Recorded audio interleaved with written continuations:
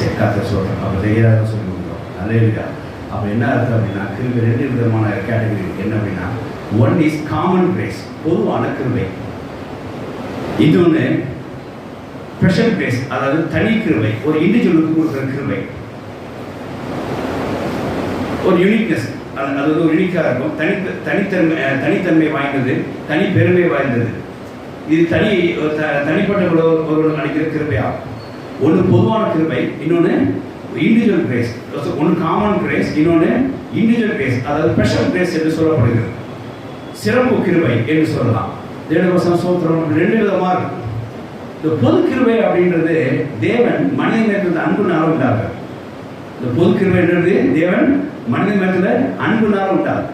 இந்த அன்பு என்ன செய்யும் அப்படின்னா, தன்னை வேண்டியவர்களுக்கு மட்டும்தான் செய்யும், தன்னை வேண்டாதவருக்கு செய்யாது அப்படின்னு சொல்லாது.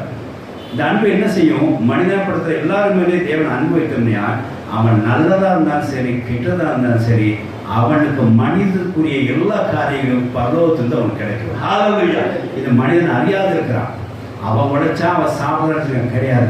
மனிதனாக பிறந்த ஒருவனுக்கு தேவன் பொது கிருபையினாலே அணுக்கம் செய்து அவனுக்கு ஒரு வேலை, அவனுக்கு ஒரு சாப்பாடு, அவனை போஷிக்கிறது, அவன் வீட்டில் ஒரு குடியிருக்க ஒரு இடத்தை கொடுக்கிறது, அவனுக்கு ஒரு உறவுகள் கொடுக்கிறது, அவனுக்கு ஒரு கையில் ரசம் ஆசீர்வதிக்கிறது.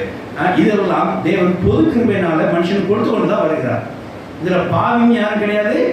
இந்த விஷயத்தில் பசுத்தோணுங்கிற வேறு பாதபட்சம் தேவனத்தில் கிடையாது. மனுஷனா இன்னைக்கு ஒருத்தர் கத்துறாங்க, மேலிருந்து ஒருத்தர் டெலிவரி பண்ணுறாரு அப்படின்னா அவனுக்கு உடனே என்ன செஞ்சிடும், சரி அவனுக்கு ஒரு எஸ்ஆர் மாதிரி அவனுக்கு வேண்டிய எல்லாமே அங்கே ஆயத்தப்படும். சாப்பாடு ஆயத்தமாயிரும், வேலை ஆயத்தமாயிரும், படிப்பு ஆயத்தமாயிரும், பெற்றோர்கள் ஆயத்தமாயிடுவார்கள், உறவுகள் ஆயத்தமாயிரும், அவனுக்கு துணை ஆயத்தமாயிருது, அவனுக்கு வேண்டிய சகலமும் பூமியில் வசிக்கக்கூடிய குடியிருக்கக்கூடிய காரியங்கள் எல்லாம் அவன் ஆயத்தமாயிரும். இது பொது கிருபையாகும். இதில் எல்லாரும் உட்பட்டிருப்பார்கள். பாதையோடு இருப்பார்கள், தேவனை அறிந்தவர்கள் இருப்பார்கள், தேவனை அறியாதவர்கள் இருப்பார்கள். ஆனால் கர்த்தர் பட்சபாதம் எல்லாமே தேவனை அறியாதவர்களுக்கும் அதை செய்வார், தேவனை அறிந்தவர்களுக்கும் அதை செய்வார். ஏன்னா தேவன் மனிதனை படைத்தார், படைத்து பெரிய சொன்னார், பெருகிட்டாங்க. அது சில பேர் தேவனை வேண்டுகிறார்கள், சில பேர் தேவனை வழிபடுறார்கள், சில பேர் வழிபடல. ஆனாலும் கர்த்தர் தன்னுடைய அன்பு மிக்கமாய் அந்த பொது கிருபையான அந்த ஜெனரல் கிரேஸ், காமன் கிரேஸை அவர் எல்லாம் அறிவிச்சது. அந்த மனுஷன் என்னை வழிபட்டாலும் சரி, அந்த மனுஷன் என்னை தேடாட்டாலும் சரி, அவனுக்கு வேண்டிய சாப்பாடு, அவனுக்கு வேண்டிய உடை, அவனுக்குரிய பெற்றோர்கள், அவனுக்குரிய வாழ்வு, அவனுக்குரிய வாழ்வாதாரம், அவனுக்குரிய குடியிருக்க இடம், இந்த பூமியிலே அவன் சுகித்து வேண்டிய எல்லா காரியமும் தேவன் செய்கிறார்.